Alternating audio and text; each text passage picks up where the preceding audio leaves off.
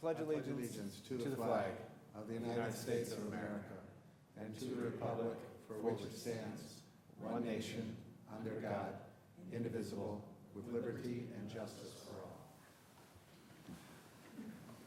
all. All right, welcome. Call the roll, please. Trustee Guyer. Here. Trustee Spurling. Here. Trustee Bauman. Here. Trustee Youngerman. Here. Trustee Marisak. Here. Trustee Brzoska. Here. We're all here this evening. Moving on to the public participation portion is the VSW, VFW Cooperative Programming. I'll ask Administrator Zolfel for an intro. Thank you very much. I met with VSW probably about a month ago. They came in to talk about some work they're going to be doing. They are a not-for-profit based in Batavia. They work on empowering adults with different abilities to discover their identity, gain independence, and reach their fullest potential.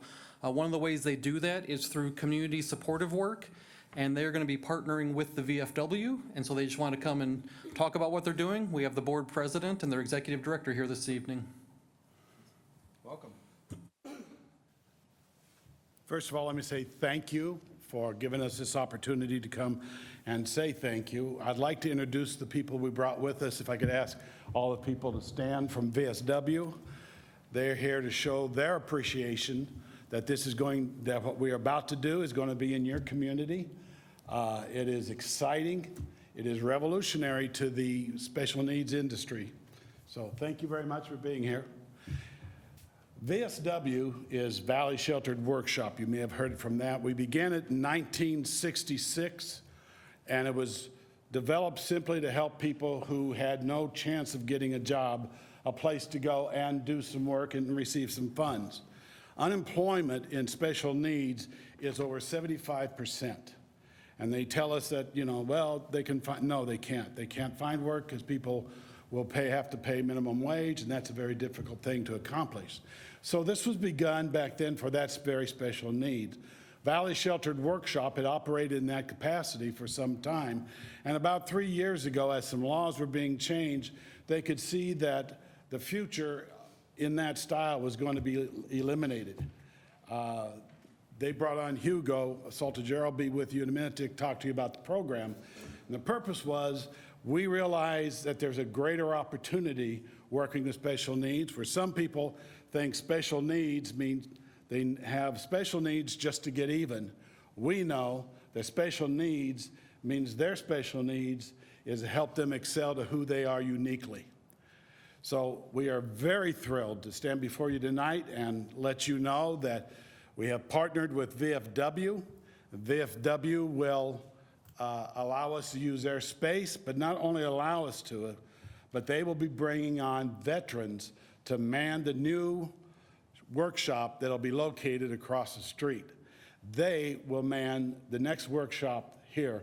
Our goal is to establish 6 of them within the Kane County. We have great wide support for from everybody in Kane County, and we always want to say thank you. The way we will do this is I've just did my part. Hugo will explain to you our program, where we go from here.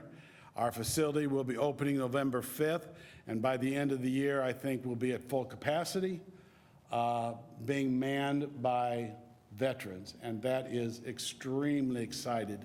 The way you get people to care about their own lives is to get them to care about someone else. And I think this program will do that and just help some of the veterans. Hugo came to us in March of 22 to an organization that had about 8 people. 8 people we were serving. Today we serve over 40, and we could serve more if we had more funds to hire more people to help us. But it is an exciting place. We have had people come from all over the world and see what we do. We've had people in the industry come to us to see what we do, and they have said repeatedly, there's just no other place like Valley Sheltered Workshop, or we now call VSW. If you ever have the opportunity to come and see us in Batavia, please do. But in just a few days, few months, you can just walk across the street and see what we do. So we thank you again. All of our supporting people that are here tonight says thank you to Montgomery. It's always been a great community, and we're glad to be a part of it. Hugo. Thank you. I'm Hugo Salger. I'm the Executive Director of VSW. Thank you to our board president. I want to pause here and really thank the village board for allowing us to get the opportunity to speak with you today. I also want to thank someone that was very important in making this relationship work and bring us together. Representative Stephanie Kufnitz, who is with us today. She is a champion in veteran services and in people with disabilities. She's been working with us and, of course, works with all our veterans and found a perfect place where we can merge both of our programming and our community together. With VSW, what we do is we utilize the best resource for mental health, which is purpose. And we all find purpose in our occupation. Everyone sitting in this room has another job, and we volunteer our time to come and serve the community. And one thing that's left out for the disabled community is occupation. What we do is we bridge the gap, partnering with local businesses to bring work-like programming to those individuals. We step one step farther. We do community-supported program where we take individuals and we partner with small business to create that relationship out there. What we're bringing to Montgomery is going to be a first of its kind community-supported program. It's going to allow individuals with cognitive disabilities to interact with our local businesses, to engage and be part of that process.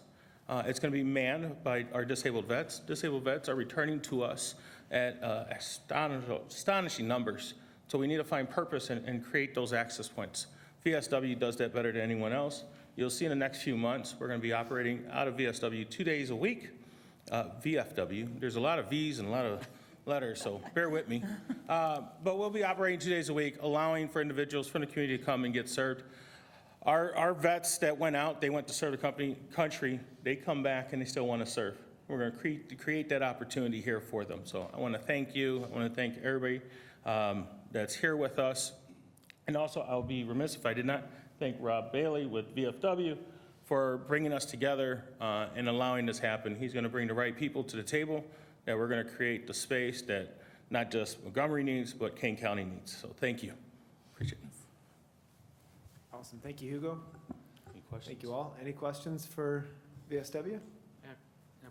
Can you describe what an example of the potential workshops will look like? What type of occupational skills or training do you anticipate happening? What we do is we bring in real life work for individuals to work at their pace. What we say is we slow things down so people can work at their pace and achieve their greatest potential. So you're going to see the same works that's going to be happening. We're going to be asking not just the village board, but all of Montgomery and the businesses who would like to partner with us and bring in those tasks that can be done in a community setting. So that'll be brought in. Everybody's going to be, and everybody get paid for the work they're doing. The greatest benefit that comes from this is it is very expensive to have disabilities in America. VSW is one of the only resources for disabled families and communities that charges nothing. We are 100% free programming for all families and everybody that's part of our network.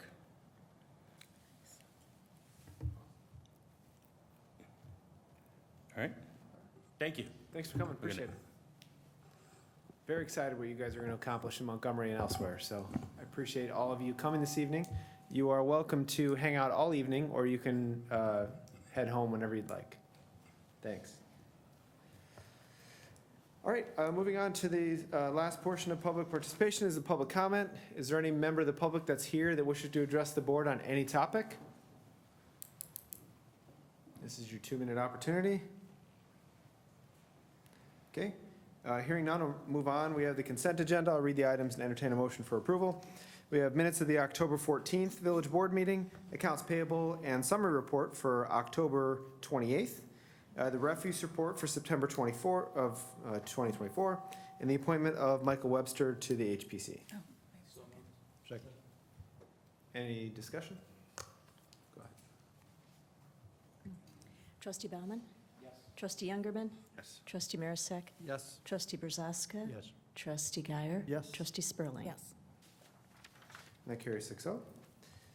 Under items for separate action tonight, Resolution 2024-053, authorizing a mobile food facility license. This is Chicken Grill and Tacos at 734 Montgomery Road. Director App. Yes, staff has received an application from Chicken Taco Chicken Grill and Tacos to operate a mobile food facility over at 734 Montgomery Road. In order to do this, the board must approve it. The resolution that you have before you has them added as the additional licensee per the code. So if you adopt this resolution, then they will be able to finish their application process and begin operating at that location.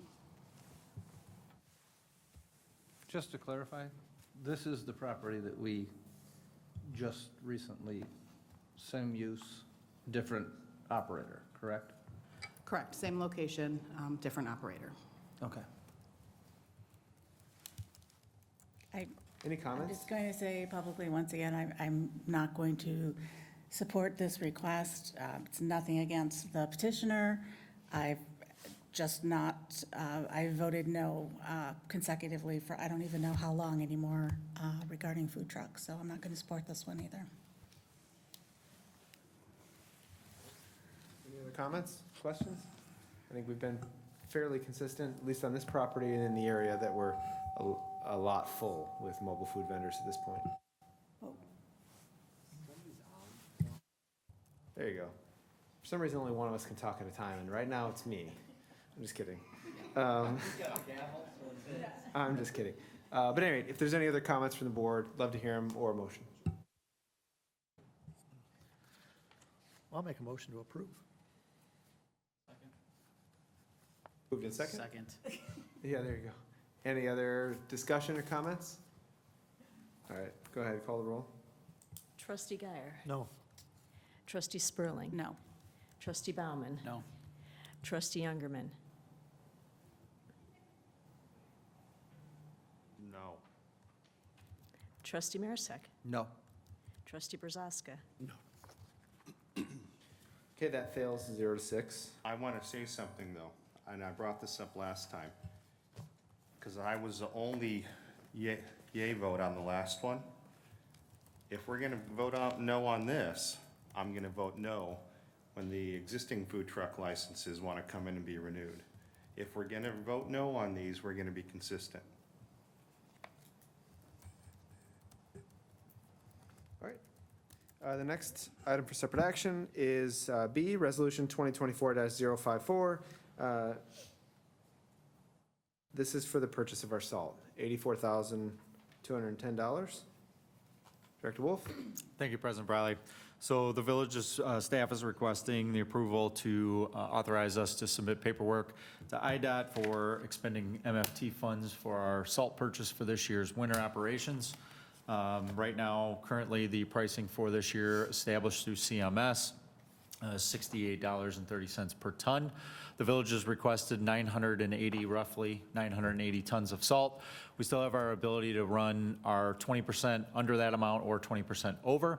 So we are submitting tonight for the 20% over that amount, but that does not require us to take that full amount. So again, based upon our needs, but we are required to take 80% of that 980 rough number that we put in for our purposes this year. So if there's any questions from the board, I'm happy to answer them at this time. I will say too that prices did come in about roughly $10 per ton cheaper than what we ran last year, just to give you some context. Is this less than what we would normally purchase? Yeah, we've got a pretty good inventory, and we'll cover that later on in the snow plan presentation. But yeah, we've, obviously with the mild winter last year, we've got an abundance of salt. So we wanted to be a little bit more moderate in our purchasing this year. Got it. Questions? I move to approve. Trustee Spurling. Yes. Trustee Bauman. Yes. Trustee Youngerman. Yes. Trustee Marisak. Yes. Trustee Brazaska. Yes. Trustee Guyer. Yes. That carries 6-0. Thank you. Resolution 2024-055, approving the release of landscape maintenance security for Royal University Spartan Athletic Park, multi-use building project. Director Abt. Thank you. So AU was required to post a bond when they started this project. We did release most of it back in July of 2023 when they completed their punch list items, but we did have to hold the landscaping amount till the end of the maintenance period, which is now over. So they are requesting release of the remainder of the bond. So with the passing of this resolution, they'll be able to do that, and we'll get the project closed out. Fantastic. So moved. Motion to Moved and second. Any discussion? That was Youngerman, second by Marisak.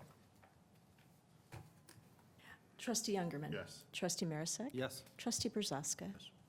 Trustee Guyer. Yes. Trustee Spurling. Yes. Trustee Bauman. Yes. That carries 6-0. Thank you. All right, the last item is Resolution 2024-056, accepting a village utility easement at Marquee Point. Director Epp? Yes, so as you may recall, D.R. Horton is purchasing the remainder of Marquee Point out there.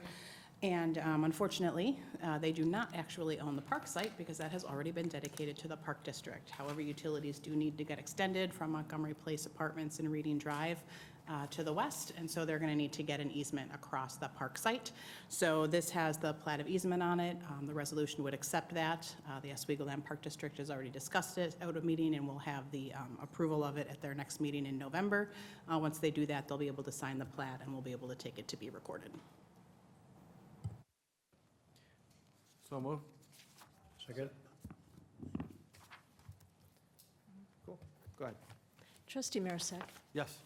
Brzezka. Yes. Trustee Guyer. Trustee Spurling. Yes. Trustee Bauman. Trustee Youngerman. Yes. That carries. Thank you. All right, rolling into items for discussion tonight is the 2025 through 2029 strategic plan. Go ahead. I'll start. Thank you very much. I'll be brief and then turn it over to everybody else who's here. Just want to say in my time here, this is the fourth strategic plan that I've been a part of.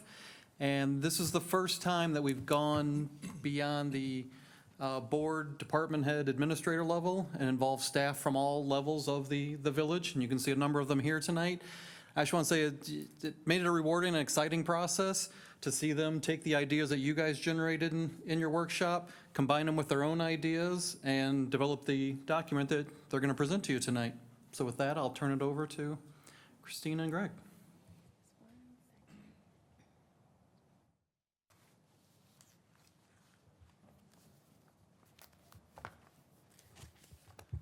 Mayor, you can smile. This isn't a crime scene.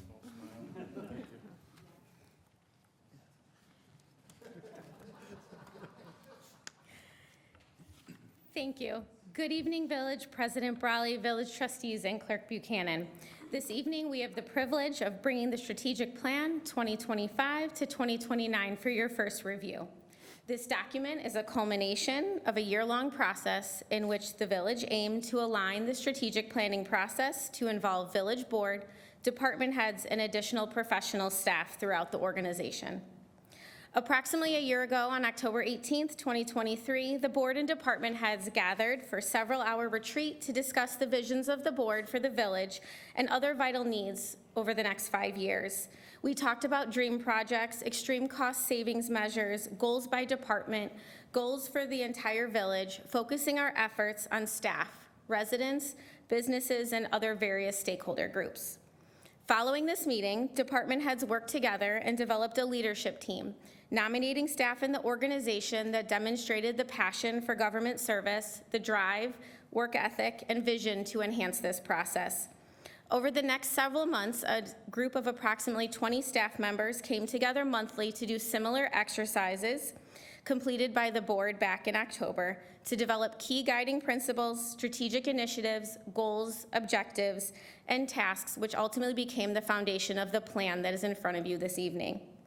We would like to briefly introduce this phenomenal team comprised of individuals from across all areas of service. It was a true privilege to guide this effort, learn more about these professionals, and see the leadership development that took place during these meetings. Please stand when your name is called. From the Police Department, Chief of Police Phil Smith, Commander Ishmael Diaz, Commander Liz Pelko, Detective Sergeant Greg Mayo, Officer David Gray, Officer Lauren Schweisel.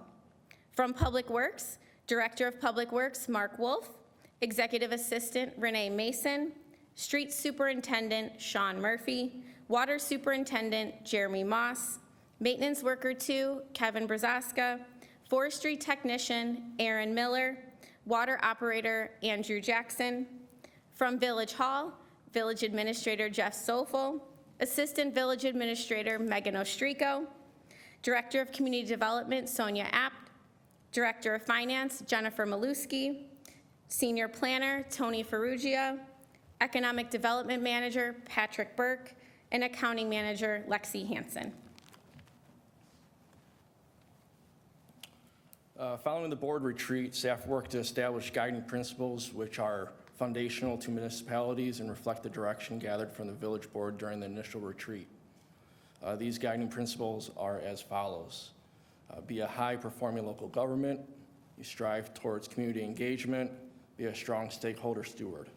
You'll find these referenced throughout the document, although introduced as part of our executive summary on page 5, as everything we discuss must work to achieve these 3 things. Additionally, during initial meetings, staff worked in small groups and divisions to discuss the mission, vision, and values of the organization.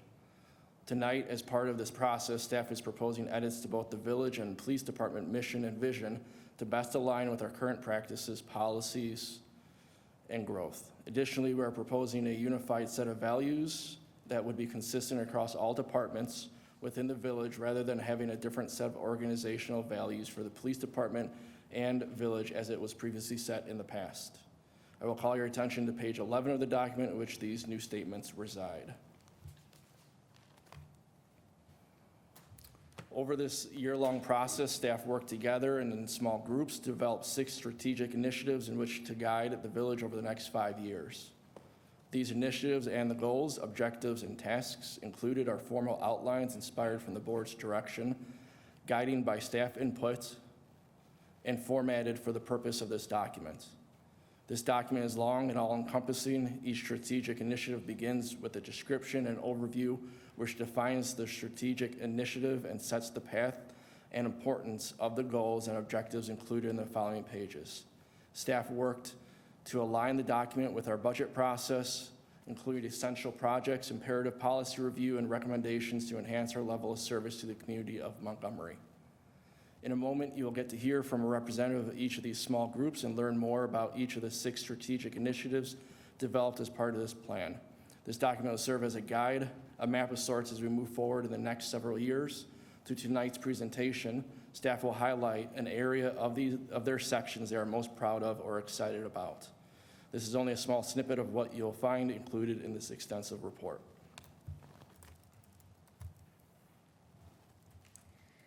We know that this document is a lot to read and make sense of in a short time.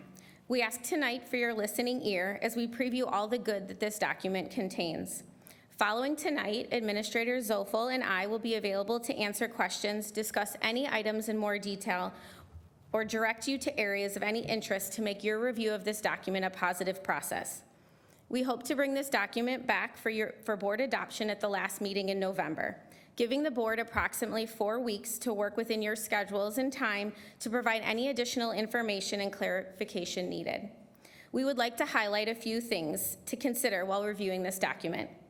On page 46, you will find a summary of each of these sections. This is a good place to start if you're wanting a Cliff Notes version of what strategic initiatives number 1 through 6 contain and which types of goals and objectives you may find within them. Some strategic initiatives contain similar goals, especially for projects and items of great importance to the village over the next few years. For example, water sourcing and sustainability. At the back of this document, you will find a few additional resources that we have prepared to assist in plan implementation and the ongoing nature of strategic planning. The first is the appendix, pages 48 through 50, which lays out all 22 goals and 58 objectives contained in the strategic plan. Then these are sorted by tasks and assigned to departments on the following pages so that the reader can see what divisions would be required to work towards and achieve these goals and objectives. We have provided this upfront for your review as it gives readers another way to read this extensive list of items we are aiming to achieve in the next 5 years. The second is the data set and notes at the very end of the appendix. As a staff, we do not lose sight that you as a village board represent our community and your input is extremely valuable in this process. The data obtained from the village board retreat and the ideas collected from the leadership team's same process is included so that we can continue to refer to the ideas and thoughts that motivated this collaborative effort initially. In conclusion, we would kindly ask that any questions or clarifications on the process be held to the end, but without further ado, I would like to invite Water Superintendent Jeremy Moss up to share highlights from our first strategic priority, focus on sustainability. Thank you, Christina. My team included Greg Mayu and Jen Maluski. Together, we worked on the initiative Focus on Sustainability. In our section, we broke sustainability into organizational, fiscal, housing, water, and environmental. We want to highlight the importance of water source protection. This is important as we continue the transition to a stable water source for the community. This goal affects the roughly 30,000 people that rely on the village to provide potable water. We must increase awareness to reduce water consumption, and our group is most excited to focus on getting the non-revenue water under 10%. We would like to see the continued measurement of our progress. We will measure our success. One way we will measure our success is by completing the water audit annually. Another task includes auditing our large water users, as this will help identify and correct errors in a timely manner. We can do this if we meet regularly and have good communication platform between utility billing and public works. We would like to highlight another objective from our organizational sustainable goals and objectives, which is to engage employees to promote the Village of Montgomery brand into the values, operations, and decisions. We plan to accomplish this by establishment of an employee resource group to promote cross-department communication, team building, leadership training, and education for underutilized programs and benefits available to employees. This process of developing the strategic plan has engaged staff at all levels, and we would like to see more of these opportunities to develop the Village of Montgomery pride. I would now like to introduce Tony and his team.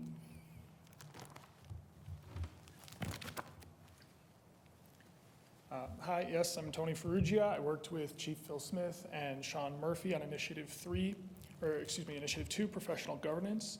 The purpose of this initiative is to improve the village's ongoing dialogue with the people that it serves to enable better results.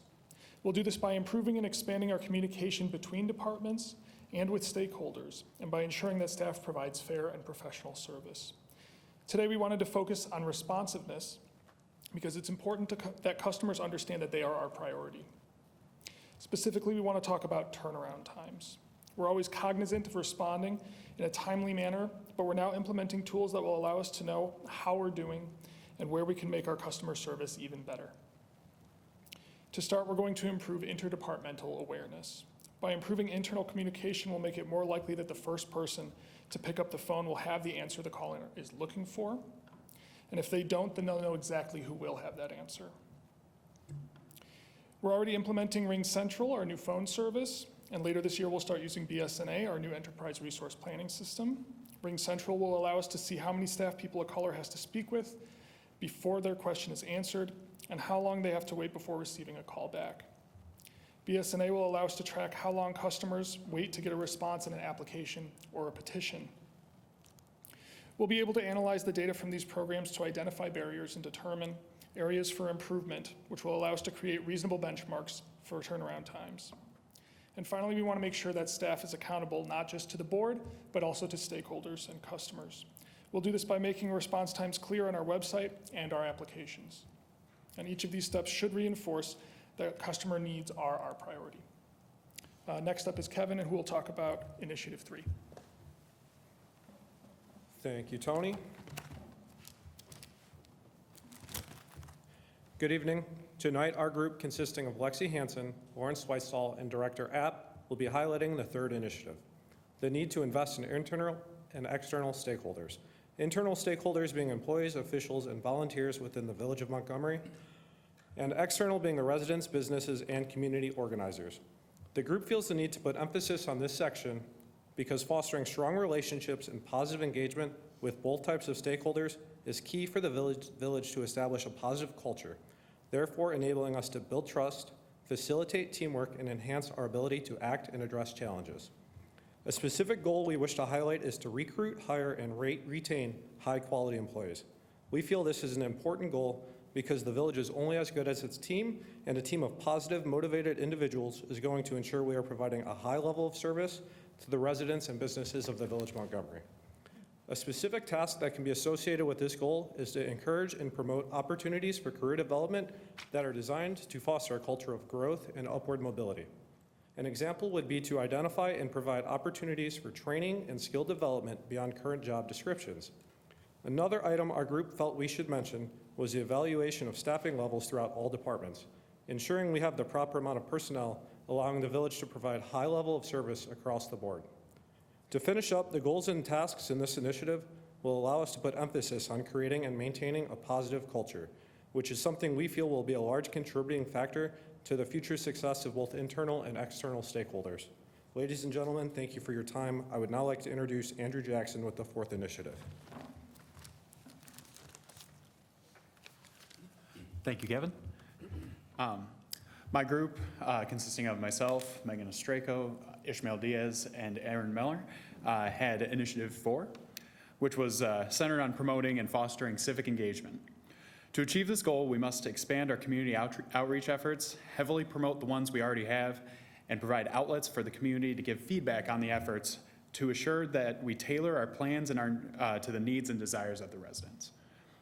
We will put on these events in hopes of promoting civic pride in Montgomery and its history while engaging in every facet of the village, encouraging communal partnerships and volunteerism. Appealing to the populace to get involved and invest in what's going on in the village creates a tight-knit group and a sense of belonging to everyone. One place we will start is with the demographic that is most in search of where they belong, the youth. Our goal is to engage our younger citizens with tasks and activities that will increase the knowledge of their knowledge of the community around them and how they can play a part in keeping a safe and happy environment to grow up in. Currently, our arborist, Ed, is working on getting permission from local elementary schools to put up signs on site with QR codes that send you to a website where you can see all the different species of trees throughout the village and information about them, giving students a deeper sense of understanding of the small details that go into creating, making the village what it is. We also already have our Halloween safety event that we put, events that we put on, that are put on by the police department, giving children a fun way to learn how to stay safe during the holidays, while also giving our officers a chance to engage with the community in a more lighthearted setting, creating a more trusting and positive relationship with the village. These kids eventually grow up to be adults with a lot more stake in our community, so it is pivotal that we create good relationships early on so that we can have a community that is more willing and excited to work together and make Montgomery the best it can be. It is important to emphasize that engagement is a two-way street, so we must provide avenues for feedback along the way to better our attempts for engagement. In the end, we hope that residents to see us fondly as a symbiotic partner.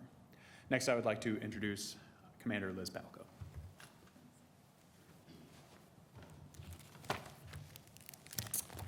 Good evening. Tonight, we are presenting and discussing goal number 5 of the proposed strategic plan, which Public Works Director Mark Wolf and I worked on together. This goal is to develop infrastructure, facilities, and resources. Optimizing resources through capital investments and the management of equipment is essential to providing critical services to our residents and businesses. Capital improvement projects conducted throughout the village have direct impacts to residents through quality of life, enhancements to the community, and improvements to infrastructure, which affect essential services. An important objective to focus on includes maintaining a comprehensive and sustainable equipment replacement program. This will continue to enhance operational efficiency, safety, and long-term sustainability. Various types of equipment are essential for Village of Montgomery staff in all departments. Example of these types of equipment range from police cars, plow trucks, excavators, speed trailers, and computers. A new component to implement into the existing plan is the building operating systems.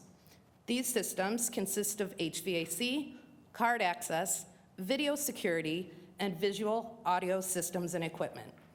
Creating a more comprehensive equipment replacement program will consist of identifying costs of existing and newly identified equipment needs, establishing a life cycle for each item identified in this equipment replacement program, identifying a funding mechanism to support the program, and execution of the purchasing and upfitting of these items identified in the process. As the village continues to grow, these goals and objectives are imperative to providing the village with services that affect all departments within the organization. We are committed to building a better Montgomery. And I'd like to introduce Patrick. Thank you, Commander Palco. Good evening. The next initiative is enhancing economic development. Team members are Renee Mason and Officer David Gray. The purpose of this initiative is to recruit new businesses that complement our existing business mix while also diversifying our tax base. We also want to assist existing businesses so that they can grow and expand. Of the 4 economic development goals, we chose to highlight fostering a vibrant and resilient local economy. And we chose to highlight this goal because it'll contribute to enhancement of quality of life for our residents and also help make Montgomery an area destination. Our group is most excited about creating a diverse community that is attractive to new businesses and continues to be supportive of our existing businesses. And we feel that there are 2 tasks that are important to creating this goal. And the first one we've already done. We've created a business retention program, and we've already visited over 20 businesses, and we're going to continue that outreach. And then we also want to foster or cultivate entrepreneurship, and we're going to do that by partnering with the Small Business Development Center at Waubonsie Community College and also the Fox Valley Entrepreneurship Center. And so with that, I'll turn it back over to Administrator Zoffel. Thank you very much. I'd like to start first by thanking everybody out there, those of you that got up and presented tonight and your team members that came to support you. I hope you enjoyed that and appreciate that as much as I did. I mean, thank you. I try to keep the straight face during meetings, but I couldn't help but smile when they're all getting up there talking. It's just, you know, it was great. So what you got tonight was obviously an overview. They each hit on 1 or 2 things from their sections and from what is a very large document that you just recently received. So that's why we'd like to give you the next 4 weeks or so to dive into it, get into the nitty-gritty, reach out to me, Christina, as you have questions or need clarification on things, and we will try and provide that. Our goal then, as she said, would be to bring this back to you at the end of November to try and approve it and to tie in then as our budget moves forward. That being said, though, if anybody has any comments from tonight that you'd like to share, we'd be happy to take them in. First thing I would like to say, again, is to thank all of you for not only coming tonight and presenting to the board, but being a part of this process. The vast majority of people in this room have probably been here as long as, I've been here or even longer. And I guess when you do a lot of plans like this, or you see a lot of plans, you kind of expect to see kind of the same information kind of regurgitated in that. And a lot of the stuff that I'm reading in here is not that. It is very forward-thinking as a village. So I really appreciate, as a resident, having everybody represented in this room coming together to kind of unify a vision for the future of your workplace and the place that I call home. So I appreciate that. Yeah, Any questions or I comments? would echo that as well. Really just very pleased to see so many people involved in this entire process. And in my experience in business, this is how things should work in an organization, where you get to have so many people involved and you get different perspectives and different people contributing. And I don't know if you guys realize, but I'm a speaker coach, so I just want to say bravo to the folks who got up and spoke. I know it's not always easy, but you really did a phenomenal job tonight. So again, thank you to everyone. I really appreciate it. Yeah, I appreciate the fact that we did this in-house. In the past, it's always been somebody from the outside that comes in that really doesn't know the village like we know the village. I mean, we live in the village. Folks also work in the village or on the team.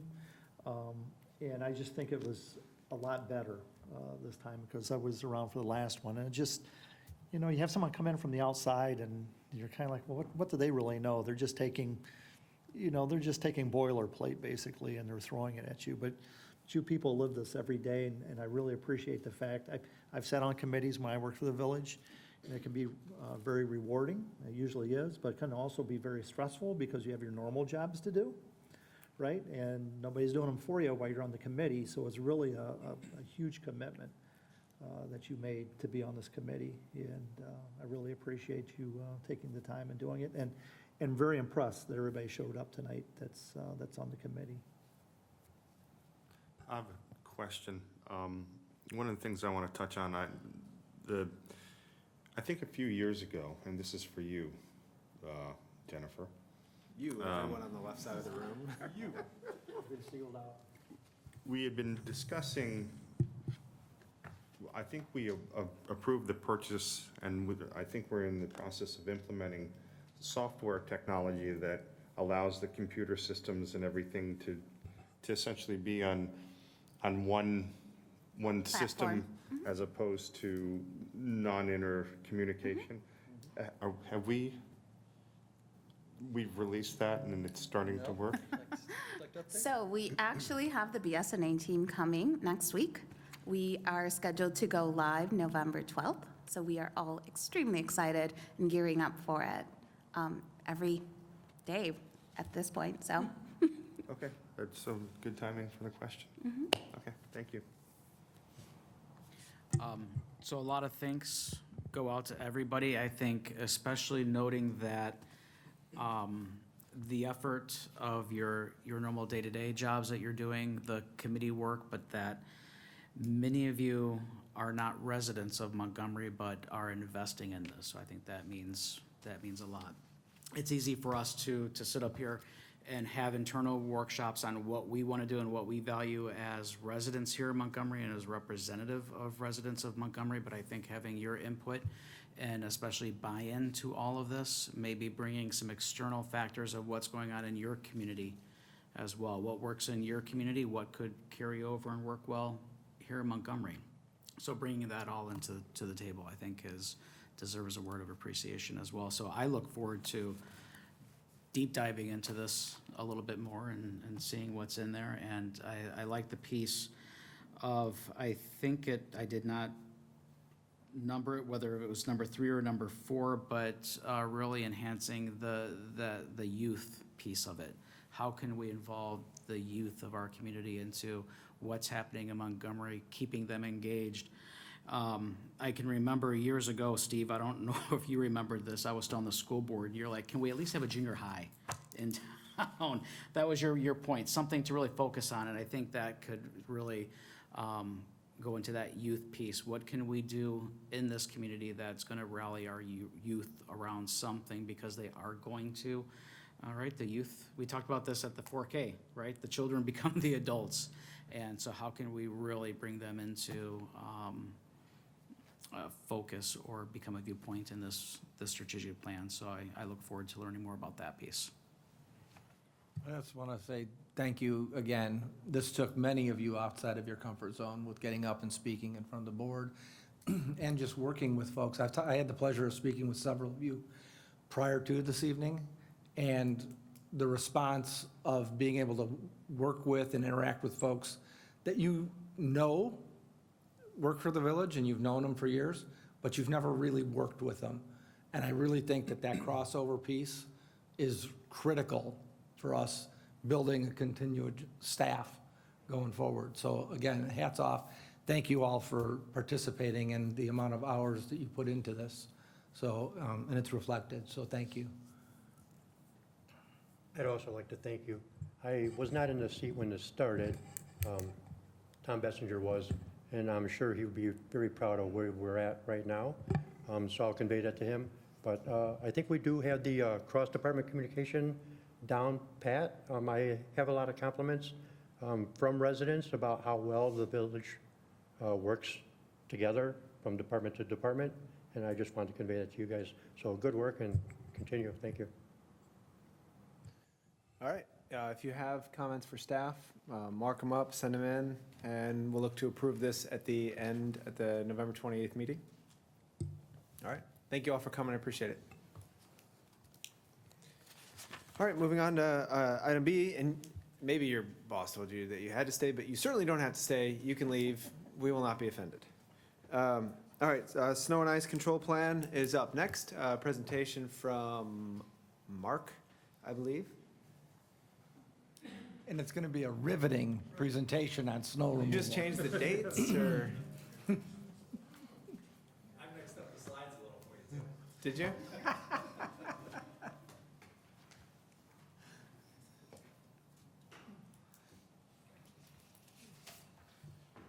Okay, so in all seriousness, one of the things I want to point out is what President Brawley had brought up is that our plan is very much the same, and I think the reason why I want to emphasize that it is the same, even though the slides are the same, the actual snow plan that we implement each and every year is the same, because we do a great job of making sure that it contains everything we need to effectively go out and do our jobs and do what we need to do each and every day to be able to provide the service of snow removal, snow and ice control to the village of Montgomery. So again, we do put in a lot of work to emphasizing and making sure that our plan has the necessary components in it for us to be able to be successful in that. So just a quick couple of things, I won't read them all verbatim here, but our mission statement, which is important, is essentially to provide safe passage to all motoring public throughout the village on our village-owned streets, as well as pedestrians to our public-owned properties throughout the village, as well as doing that in a timely manner to make sure that safety is always our number one. So just a quick couple of things. Public Works Department, we cover about 162 lane miles of roadway for snow and ice control. Well, on top of that, one of the things that we're very proud of is that we provide service to 15 different locations as well on top of that. The village is very proud, or the Public Works Department, I should say, is very proud of the fact that we do not contract any of our snow removal efforts. Those are done 100% internally. So when you look at that, it's a huge feat to be able to tackle each and every year with the staff that we have, and like what we talked about in the previous presentation, there are other jobs that they're expected to do day in and day out. So just kind of a general overview of our map. Everybody in the village is well aware, or all of you are aware of our village, but we are very long east to west. It does make for some challenges operationally throughout the winter, and very short north to south. But obviously everybody can see there all the different routes are color-coded. All of our drivers are assigned different routes, which we'll cover a little bit later. We also have our facility maps. Again, 3 of our critical facilities, Public Works, Police Department, and Village Hall. We go through a process of identifying. You can see there's different color coding throughout there. Those are different priorities for us in different events. So we emphasize that to our operations staff to be able to make sure we're effectively cleaning those areas to be able to complete our objective in each and every one of those. So talking about some of the tools that we have, our weather forecasting, we use our Century DTN we've used for multiple years now. On top of that, we have a plethora of different resources that we use, everything from local news to different apps. Superintendent Moss and Superintendent Murphy are highly engaged in these weather apps and do a lot of research and spend a lot of time looking at those, which is extremely important. But some of the main benefits that allows, or that it provides us, is allowing us to prep our staff, prep our equipment, make sure that we're ready to go out each different event and be able to do our job. It also helps us to be able to identify our staffing levels coming up, depending on what we have going. So in some cases, we may be holding some guys off so they can get additional rest, where we have that large snowstorm coming, where we know we're gonna have to divide and conquer, if you will, split into shifts and do those different things. Also provides us an opportunity sometimes to have our pre-scheduled team coming in, so we know conditions are gonna be bad. We want our operators to be on the road and heading into Public Works prior to those road conditions being to the point where it's difficult for them to get in to be able to do work. And then, like I talked about, scheduling our crew sizes, and then talking about duration of our events. So we can properly plan too for, again, our day-to-day operations, things like Julie Locates, water treatment process, our meter installations, and customer service appointments. So again, just talking about some of our tools, our vehicles and equipment. I do always like to thank the village board for approving our plans and our trucks and our equipment. It's the lifeline to what we do as well as our staff. We can't do it without it. It does take great equipment. We take a lot of pride in the Public Works Department of the equipment that we have.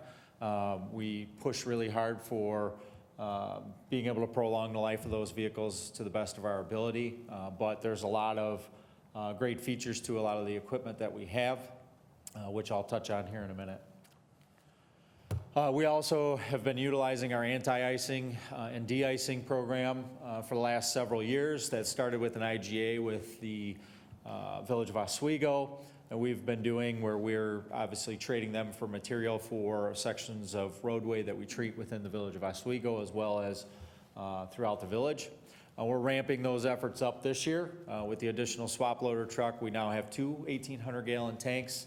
On top of that, we're implementing a new process this year, which is going to be trying to use more liquids at our 3 critical facilities, trying to reduce the amount of granular salt that we're bringing into the building, so something that we're excited to kick off. Our de-icing program is something that, knock on wood, we haven't had to utilize a ton. Typically, these are post-event where we have snowpack and extreme cold temperatures, where we're going in to fight that snowpack and be able to scrape that up. So it's nice that we have those capabilities and also nice that we haven't had to utilize them. Road salt, which we passed our resolution tonight to be able to purchase.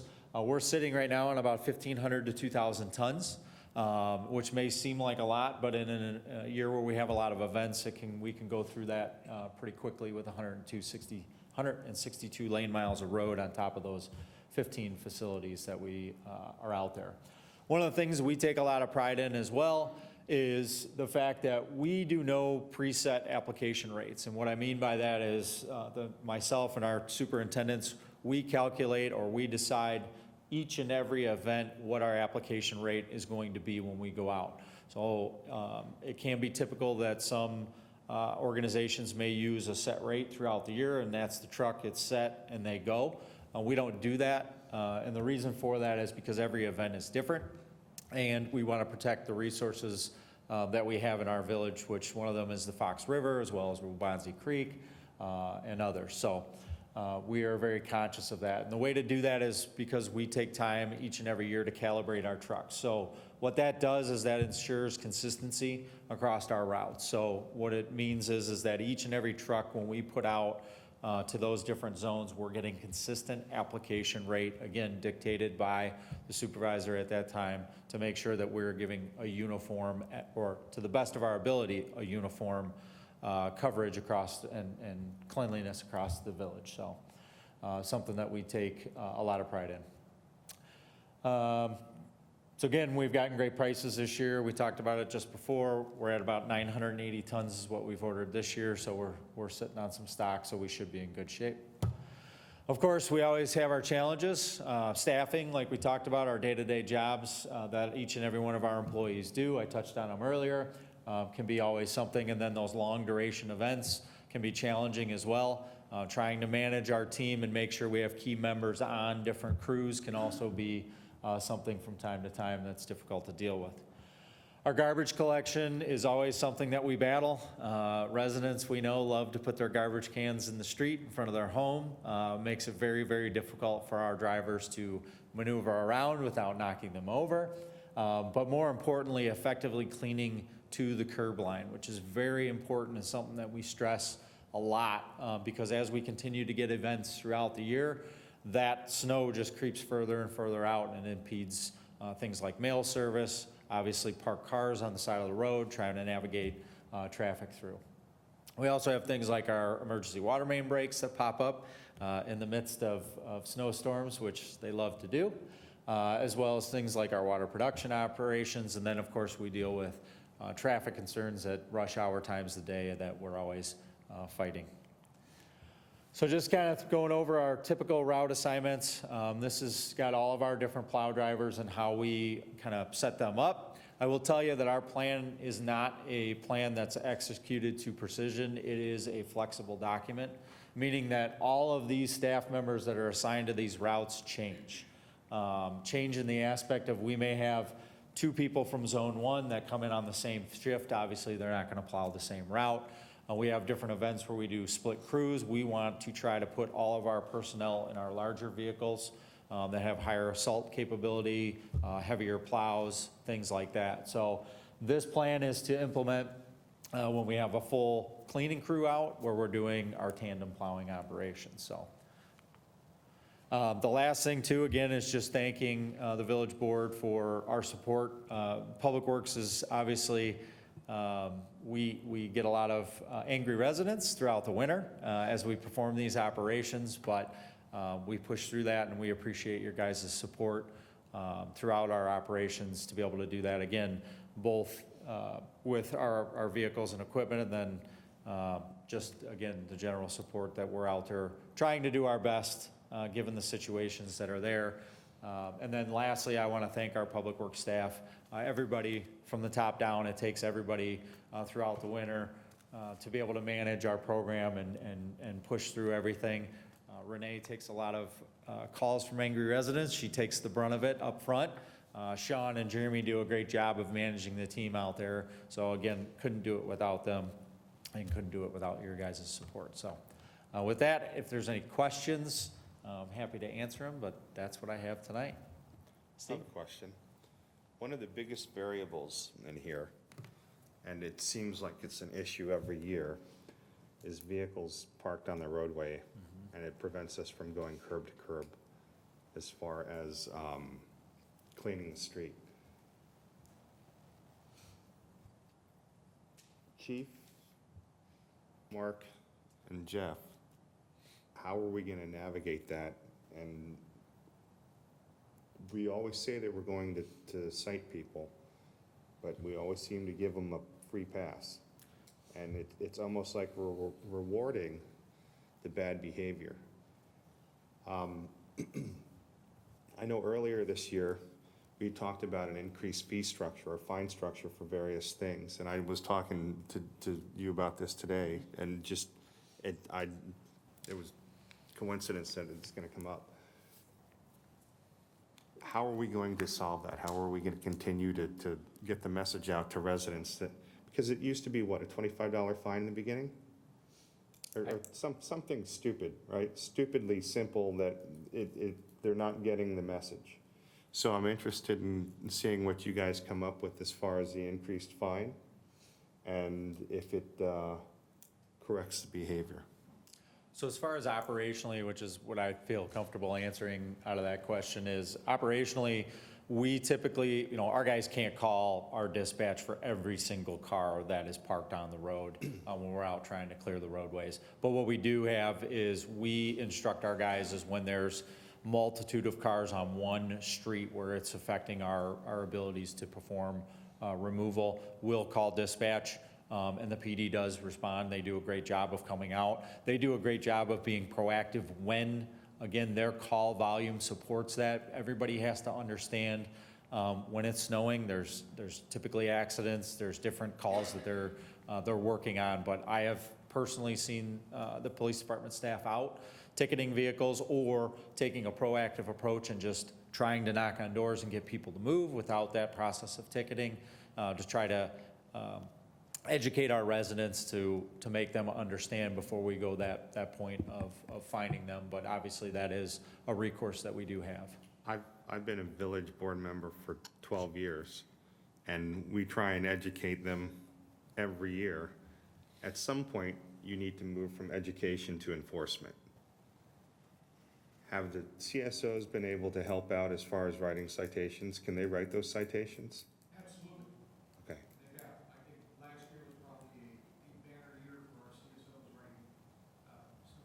And my goal is not to write snow tickets, it's to get all the vehicles off the street so we can, because ultimately it costs us more in extra manpower and overtime and things.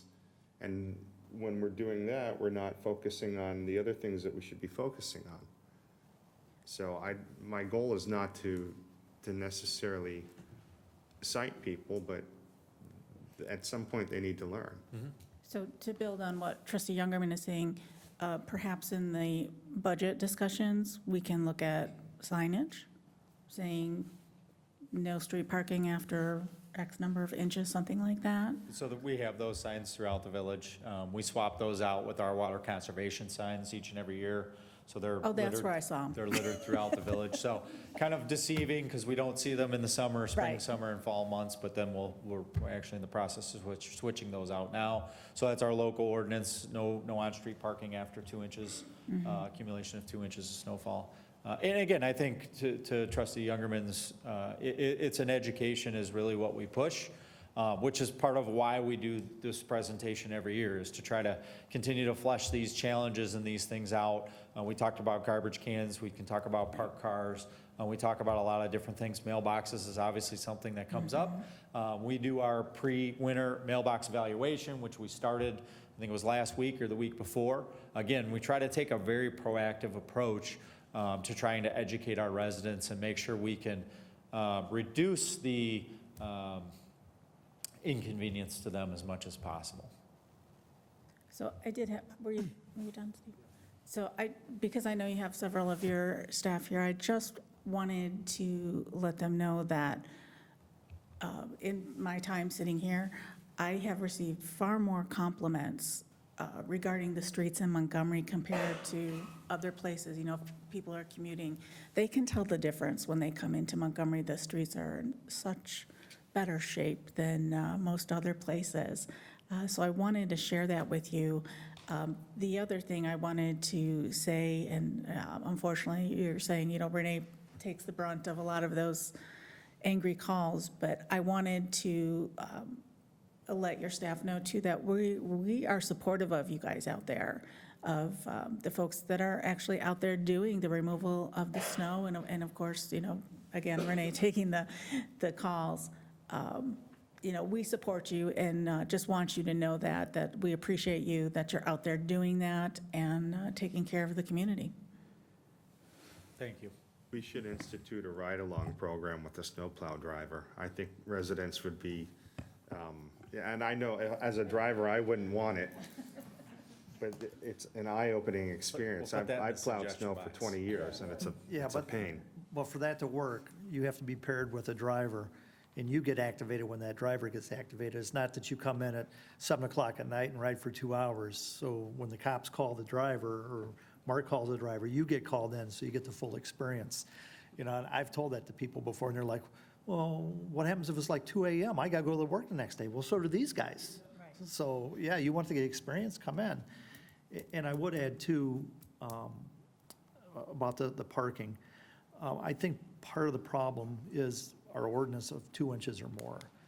So, I mean, it can snow an inch in Parkview and, you know, 6 inches on the west side of town. And people try to navigate that as far as, well, when is it 2 inches? Is it going to snow 2 inches? Should I park on the street? Should I not park on the street? I can tell you, sitting in a plow truck, it doesn't matter if you're plowing snow or you're salting only, you're still navigating those streets with the parked cars. And you still have to go around parked cars. And when there's parked cars parked on either side, or especially like in cul-de-sacs, there was times I would just drive past a cul-de-sac, even when I was salting, because there's no way I'm going through that in a big truck. You know, one of the options, I guess we could look into is no street parking after any snowfall, and just make it easy for everybody. If it snows, you know, park on the street. It's not, there is no 2 inches, and that makes it a little bit easier for the officers too, because I've known in the past, I remember with a previous chief, that the police department went out and issued a lot of tickets, like 100 tickets. Someone went in and challenged it, brought in a weather report and said, well, it snowed 1.8 inches. And we ended up, we had to go back, and we made the decision, this is before I was on the board, but we made the decision to cancel all those tickets, because if they went to court, obviously a judge would say, well, you know, it wasn't within your ordinance. So I don't know how other municipalities handle that, if they have the 2 inch, or if they say, I know some places they have no overnight parking. I don't want to go that far as year round, but perhaps if we look into the option of, if it snows, no on-street parking, until the streets are cleared. And I think that'd make it a little bit easier. I've done the ride-along with the plow driver, and it was one of the most stressful nights of my life. Were you driving? No, he was riding with me. What I don't rode with you? understand is, I was in the passenger seat, driving along that curb, and at every mailbox, and I just told this story at work yesterday. I was jumping at every mailbox. How Todd didn't flinch when he drove past these mailboxes, I thought we were gonna hit every mailbox. So my hat's off to you guys that are out there driving, because it is, I can't even imagine. I was with them for like 5 hours, and I couldn't wait to get. So again, thank you for all the hard work that you guys do. All right, thank you. Thank you, I appreciate it. And while there is some staff here, I do appreciate all the work that you do. It's an amazing expectation that we've set, right? Having great roads when the plow, I almost wish that it kind of wasn't that sometimes, so we could set the expectation that like, there's gonna be some snow on your road. Every year I take a trip out to Colorado, and you come to realize, like, folks out there just kind of understand that's the way that it is, and there's gonna be some snow on the road, and you kind of gotta make it happen. But people really, really appreciate the work that you do, and I'm sure they tell Renee when they call as well. So thanks for coming, appreciate it. All right, the last item for discussion this evening is the MDF policy review. Director Apt. Yep, it's me. As you may recall, back in 2017, we created our Montgomery Development Fund and created a couple of programs in there to help our business community. And then we added to it in 2020 with the Mill District Grant Program. So that's 3 programs. One is a low-interest loan program, one is a forgivable loan program, and then we have the grant program for restaurants and hospitality uses. This summer, we received an application from George's Family Dining for the forgivable loan program to replace their vinyl siding and fascia and gutters, along with some new awnings. They requested a forgivable loan in the amount of $20,000 for the approximately $53,000 project, and that project was completed in August 2024. Currently, our approved program guidelines for the forgivable loan program have a maximum forgivable loan of $10,000. And additionally, the guidelines state that the funds cannot be used to reimburse expenditures made before village approval. We took the application to the MDF committee, and they reviewed it in September and recommended approval of the full $20,000 loan amount. And after some discussion, they were comfortable with recommending that approval for that amount, since the work did not commence until after the application was submitted, and they were just finalizing documentation and getting the meeting scheduled, and also because they are a longstanding business in our community. After some review, though, our village attorney has determined that the village board wishes to approve the request as requested and completed, that the board does need to change the program requirements for our MDF forgivable loan. So we can either expressly increase the allowable amount and allowing the forgivable loan to be granted for completed work, or amend the program that allows you to have some discretion in waiving certain requirements. We're also looking at bigger changes overall for the MDF program. However, at this point, we have to make some short-term changes in order to complete review of the George's application. So this is an item for discussion tonight, but we are looking for some direction from you, how you'd like staff to proceed, so we can bring that to you at the next board meeting. We do recommend an amendment to the forgivable loan program that'll allow the board to waive certain requirements. We're looking for some feedback, first about the maximum amount change. You can either consider the application as 2 separate permits, each with a request for $10,000, so that would not require any change to the actual program. We would just be bringing it before you as 2 projects for a total of $20,000. One for the siding improvements and one for the awnings. Those are 2 separate quotes that were submitted with the application.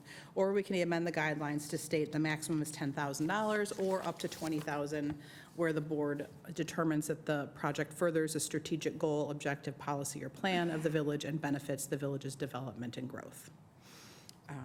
Additionally, we need to look at the fund use restrictions. Currently, it says funds may not be used for the following, which includes reimbursements for expenditures made prior to village approval. This could be amended to projects completed more than 6 months before the village board approval. Based on your feedback, we can bring the Georges application before you at the next meeting for consideration, along with the updated program guidelines for official adoption by the board. Again, this would be kind of a stopgap measure. We do plan to bring a discussion item before you with some changes to the program to try to get some more people coming to use it and taking advantage of the program that we have put together. Thank you. Questions? So when was the MDF program implemented? Do you know what year? 2017. How much money is in there? 2017? So it's been 7 years, it's always been $10,000? Yes. So we, what can you do with $10,000 nowadays? I'm okay with increasing the amount to $20,000. I think if you've got to go through a process and the siding is 10 and the roof is 10 or whatever, I think if you go a maximum of 20,000, I think it helps streamline the process and streamline the paperwork and those things. I'm also okay with the verbiage change as far as if it's not more than 6 months prior to, because I think some businesses, as they start to get into a project, they realize it probably costs more than what they necessarily thought.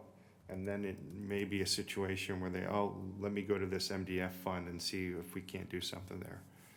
So I would rather see the verbiage change to 6 months prior, because I think it will help maybe expedite some projects. Yeah, I agree, yeah. Is this a fund that is ultimately going to run out of forgivable loan money, or is this something that we are budgeting for that we are going to recoup cost or add to annually? It depends on the type of loans that we extend. So earlier this year, we extended the low-interest loan to Atrevete's Collaborative Kitchen. So we are receiving a return of that principal plus interest. But it is also a revenue source, an interest revenue source, is we invest those funds on an annual basis. So that's also an incoming stream. So until those funds get depleted, which is the ultimate goal of the fund itself. So the goal is to deplete. Right, the to use those forgivable money funds at some in the point. development of How much is in the that fund economy. now? I couldn't tell you off the top of my head, but I know it's in excess of $1 million. Okay, so we have a little while. Do you know how many applications we've had and how many people have taken advantage of the program? I can give you those Ballpark. numbers. I don't know them off the top of my head, but there have been a number of forgivable loans given. So we did the forgivable loan program with COVID, so there was a Right. number of those that we did during that 'Cause time we ended up period. doing, what, like 100,000 at the time, or 200,000? I believe so. It was one that got the 100,000, I think it was the barbecue place. I thought we had done quite a few of the $10,000 loans during COVID. Of the Yes. $10,000, Yes. yes. So since that time, however, we've only received the Grays Mill application for the Mill District, and we received Atrevete's initial Atrevete's forgivable initial. loan for the bakery. So we have not had a lot of applications for the forgivable loan since COVID. So, and I agree with what Trustee Guyer just said, with the cost of everything going up, I think 20,000 is probably much more reasonable than 10,000. That would allow people to make more improvements on whatever the components are that they can do, because I know we have specific things, right? So I'm okay with raising that to 20,000.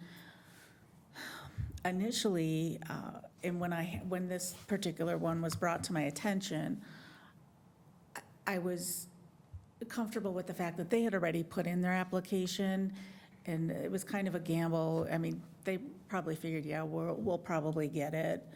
But I was comfortable with the fact that they had put in an application. But now, based on what we're saying, or what I'm hearing, is that a lot of people may not know this exists. I'm okay with that verbiage as well, that having a 6-month timeline. Obviously, I would prefer that they have come in and applied already, but I get it. If they just don't know that this exists, we want to be able to help our businesses. So I'm in favor of those changes as well. Right, I agree. It may be a situation where a lot of businesses aren't aware that this is available to them. Right. Well, and this is an exceptional tool for Patrick when he's meeting with our businesses that are looking to improve and reinvest, like George's did here. 20,000, great. The 6-month timeline, you may want to consider editing that to 6 months prior to them applying or having a completed application. Because as somebody who applies for things, I can't control when it comes to a village board, but I can control when I get the information in.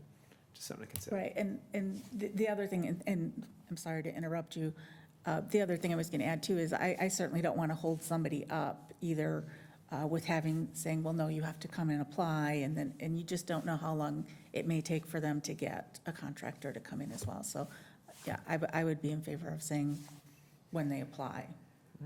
Consider it.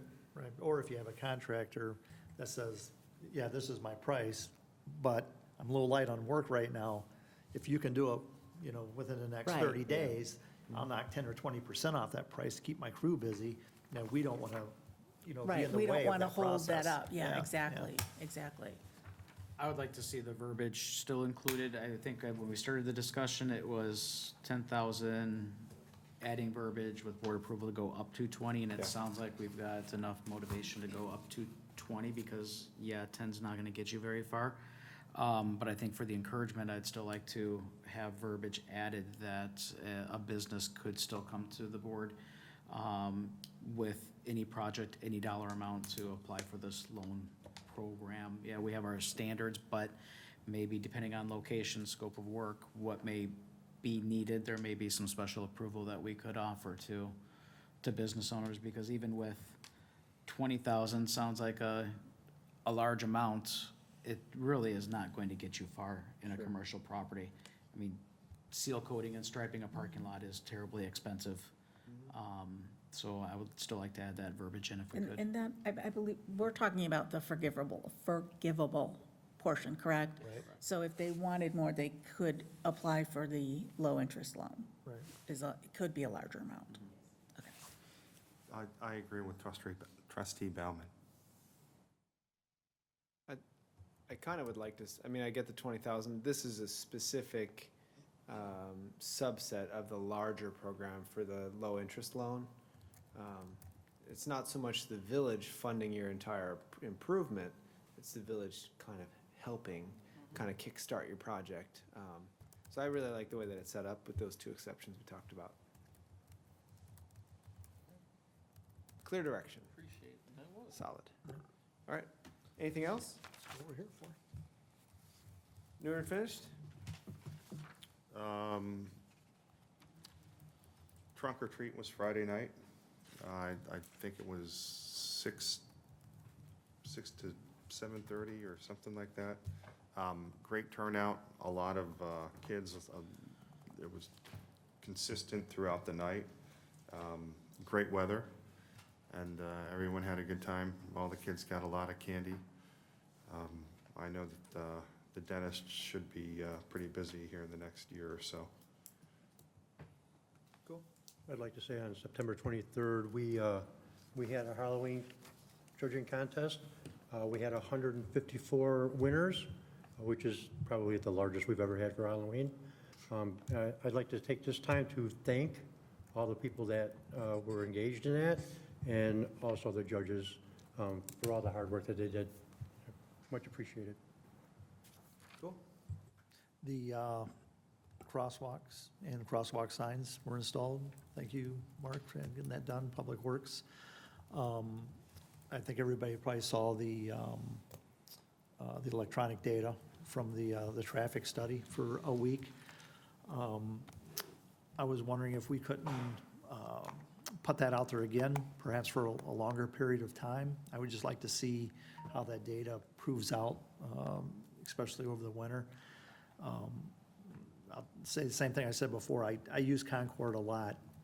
And I made 2 or 3 trips out today, and every time there was 5 or 6 cars in that area when I was in that area. So, and I know it's going to get even more congested. We've probably 3 or 4 times, we've taken Olivia over to that park, and every time there's been somebody at that park. When I leave out, I make it a point to drive past, and there's always somebody at that park right now, even though it's not officially open. And when they start on Phase 2 and complete Phase 2 next year, and they put that splash pad in, there's going to be a lot of people at that park. So I would just like to stay on top of it. I want to be proactive in this. I would rather, instead of, waiting and saying, oh geez, yeah, we do have a lot of pedestrian traffic. I'd like to be proactive like we are with the streets, right? Like Ocker Road, we did a traffic study, and we know based on the businesses going in there and what's going to happen, that we're going to have increased volume. And we do that with the roadways and try to be proactive. And I would just like to do that also with this intersection and with the 4-way stop. Be proactive and get that 4-way stop in ahead of time before we have, a lot of pedestrian traffic that we know that's going to come with that park. We were there last week, and a woman was there with her 2 kids, and she actually walked from Lakewood Creek subdivision to that park. Yeah, so, yeah, I think it's gonna draw a lot of people. And again, the splash pad's gonna be a big draw when that gets in, because I think it's gonna be the only park in Montgomery that's gonna have a splash pad. So. The crosswalk signs were installed at what intersections? Monarchos and Thunder Gulch, both of them, crosswalks and the signs. And thank you for installing those. I was out there, drove through there the other day. It was during the day, so I didn't really see any immediate concerns or issues, but I know it is on Public Works and Engineering's radar to go out there again with the radar, probably in the spring though, as opposed to the winter, but I get it. Yeah, I'd just like to stay on top of it and be proactive. And there is, when you're coming off of Dixon and going east on Concord, there is probably 1 tree that needs to be trimmed for a crosswalk ahead sign. Probably won't be an issue here in a week or 2 after all the leaves fall off, but yeah, I think it's a pear tree, and the weight of the pears on it is pulling it down. But yeah, thank you. It's a quick response. All right, future meetings. Next village board meeting, Tuesday, November 12th, not Monday, at 7 PM. I will not be here at that meeting. Correct. All right, with that, I'll entertain a motion to adjourn into executive session to discuss the employment of employee pursuant to 5 LCS 120/2C1. So moved. Moved and seconded by Brzezowska. Go ahead and call the roll. Trustee Youngerman. Yes. Trustee Marisak. Yes. Trustee Brzezowska. Yes. Trustee Guyer. Yes. Trustee Spurling. Yes. Trustee Bauman. Yes. And we're adjourned. Thank you.